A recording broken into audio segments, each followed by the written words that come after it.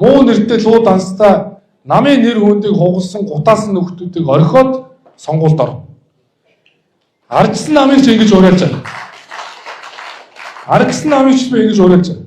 Та нар үнэхээр бидэнтэй өрсөлдөг юм.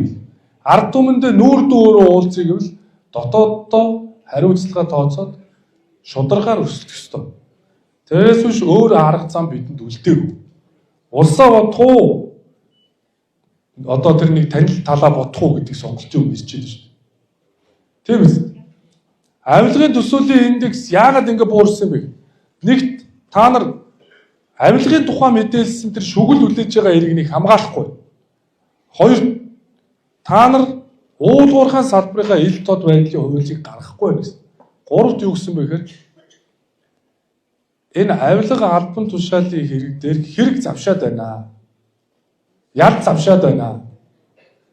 Үүний тулд хөрөнгийг хураах эрх зүйн орчныг боловсронгуй болгох нь зөвөө гэсэн юм бэл.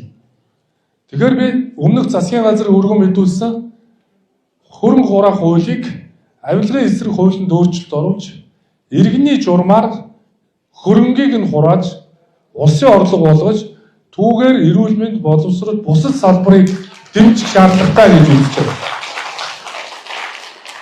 Тэгэхээр энэ юу вэ гэхээр одоо ингэж байна.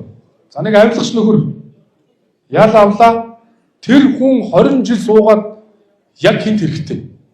Дахиад татвар төлөгчдийн мөнгөөр хоол идээр суудаг. Тэрний оронд хөрөнгөө хураал. Тэргээр нь хамтран эмнэлэг бай. Тэргээр нь одоо тэр эрүүл мэндийн салбараа дэмжиж тэтгэврээ шийдгийг явъя л та. Тэгэхээр энэ бол асар чухал бодлого юм.